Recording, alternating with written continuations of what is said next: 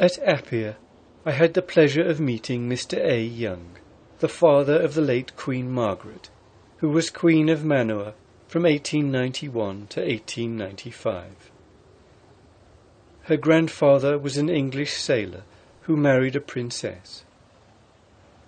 Mr. Young is now the only survivor of the family.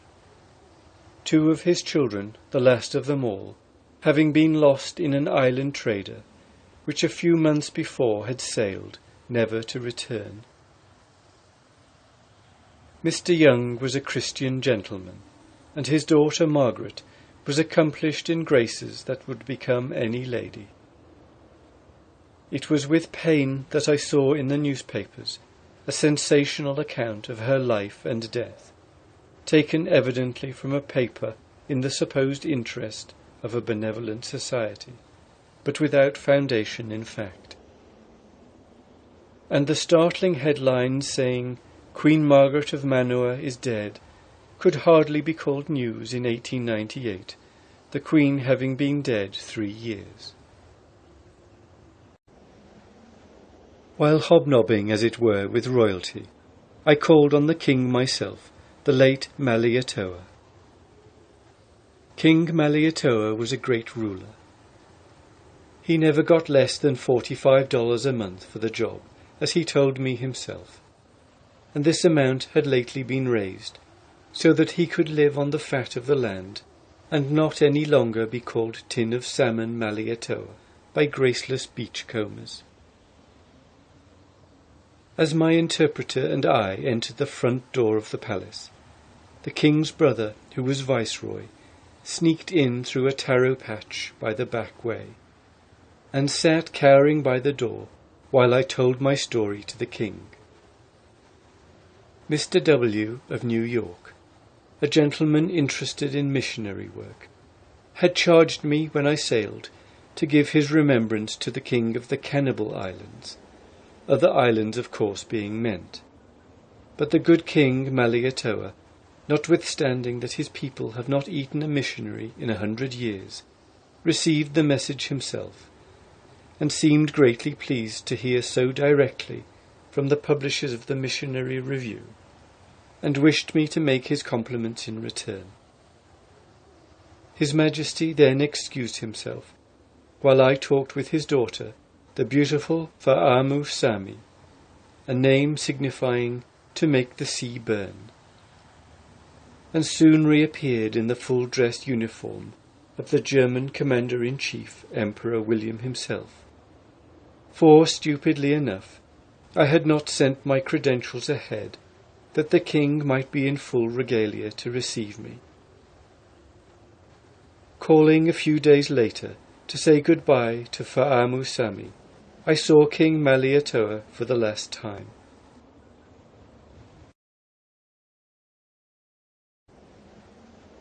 Of all the landmarks in the pleasant town of Apia, my memory rests first on the little school just back of the London Missionary Society coffee house and reading rooms, where Mrs. Bell taught English to about 100 native children, boys and girls. Brighter children you will not find anywhere. "Now, children," said Mrs. Bell, when I called one day, "let us show the captain that we know something about the Cape Horn he passed in the spray." At which a lad of 9 or 10 years stepped nimbly forward and read Basil Hall's fine description of the Great Cape, and read it well. He afterward copied the essay for me in a clear hand. Calling to say good-bye to my friends at Vailima, I met Mrs. Stevenson in her Panama hat, and went over the estate with her. Men were at work clearing the land, and to one of them she gave an order to cut a couple of bamboo trees for the spray from a clump she had planted 4 years before, and which had grown to the height of 60 feet. I used them for spare spars, and the butt of one made a serviceable jib boom on the homeward voyage. I had then only to take Ava with the family and be ready for sea. This ceremony, important among Samoans, was conducted after the native fashion. A Triton horn was sounded to let us know when the beverage was ready, and in response we all clapped hands. The bout being in honour of the spray, it was my turn first, after the custom of the country, to spill a little over my shoulder. But having forgotten the Samoan for let the gods drink, I repeated the equivalent in Russian and Chinook, as I remembered a word in each, whereupon Mr. Osborne pronounced me a confirmed Samoan.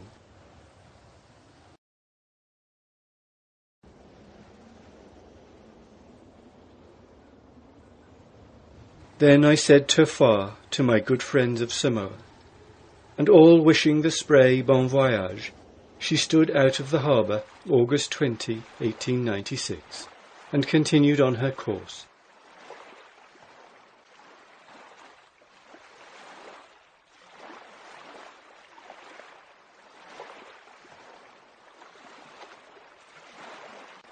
A sense of loneliness seized upon me as the islands faded astern, and as a remedy for it I crowded on sail for lovely Australia, which was not a strange land to me. But for long days in my dreams Vailima stood before the prow. The spray had barely cleared the islands when a sudden burst of the trades brought her down to close reefs, and she reeled off 184 miles the first day, of which I counted 40 miles of current in her favour. Finding a rough sea, I swung her off free and sailed north of the Horn Islands.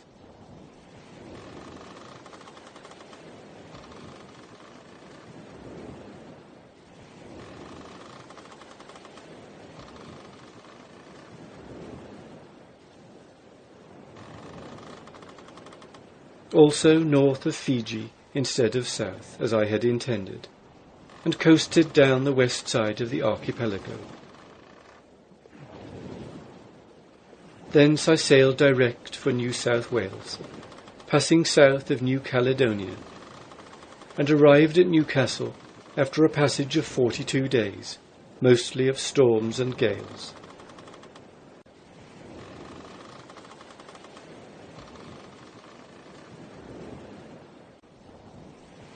One particularly severe gale encountered near New Caledonia founded the American clipper ship Patrician farther south.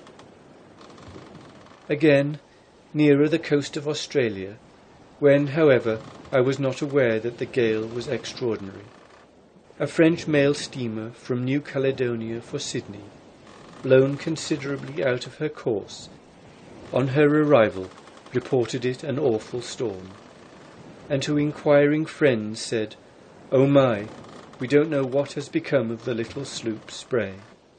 We saw her in the thick of the storm." The Spray was all right, lying to like a duck. She was under a goose's wing mainsail, and had had a dry deck, while the passengers on the steamer, I heard later, were up to their knees in water in the saloon.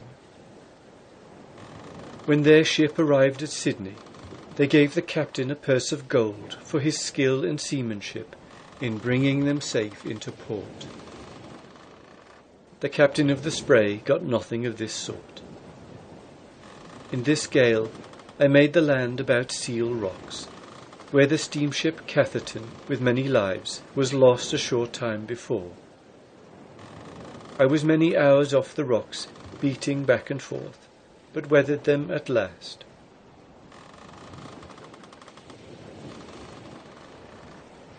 I arrived at Newcastle in the teeth of a gale of wind. It was a stormy season.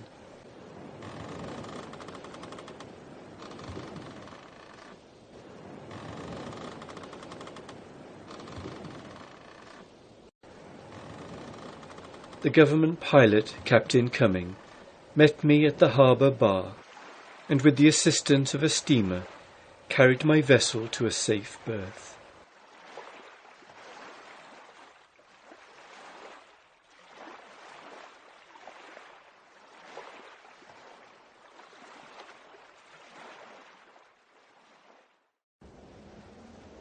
Many visitors came on board, the first being the United States Consul, Mr. Brown. Nothing was too good for the Spray here.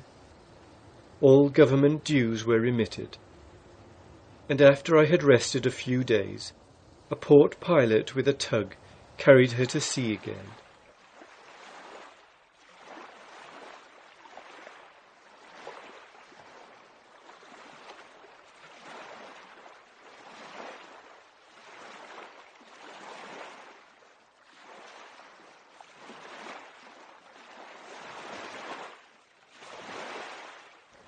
And she made along the coast toward the harbour of Sydney, where she arrived on the following day, October 10, 1896.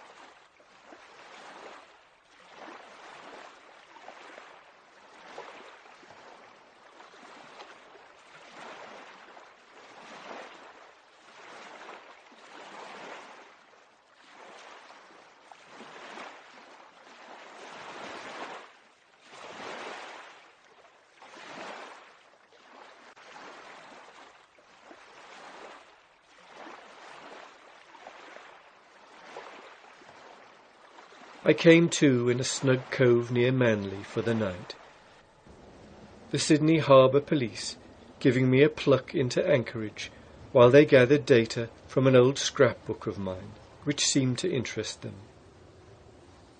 Nothing escapes the vigilance of the New South Wales Police. Their reputation is known the world over.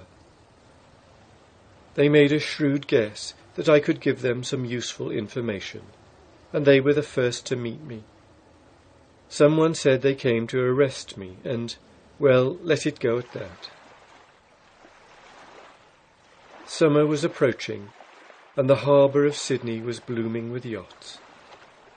Some of them came down to the weather-beaten Spray and sailed round her at Shelcott, where she took a berth for a few days.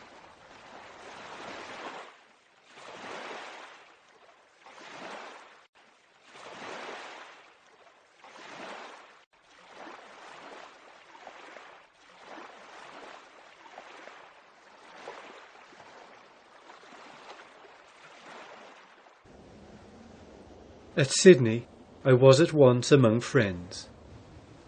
The Spray remained at the various watering places in the great port for several weeks, and was visited by many agreeable people, frequently by officers of HMS Orlando and their friends. Captain Fisher, the commander, with a party of young ladies from the city, and gentlemen belonging to his ship, came one day to pay me a visit in the midst of a deluge of rain. I never saw it rain harder, even in Australia. But they were out for fun, and rain could not dampen their feelings, however hard it poured. But, as ill luck would have it, a young gentleman of another party on board, in the full uniform of a very great yacht club, with brass buttons enough to sink him, stepping quickly to get out of the wet, tumbled holus-bolus head and heels into a barrel of water I had been coopering, and being a short man, was soon out of sight, and nearly drowned before he was rescued. It was the nearest to a casualty on the Spray in her whole course, so far as I know. The young man, having come on board with compliments, made the mishap most embarrassing. It had been decided by his club that the Spray could not be officially recognised, for the reason that she brought no letters from yacht clubs in America. And so I say it seemed all the more embarrassing and strange that I should have caught at least one of the members in a barrel, and, too, when I was not fishing for yachtsmen.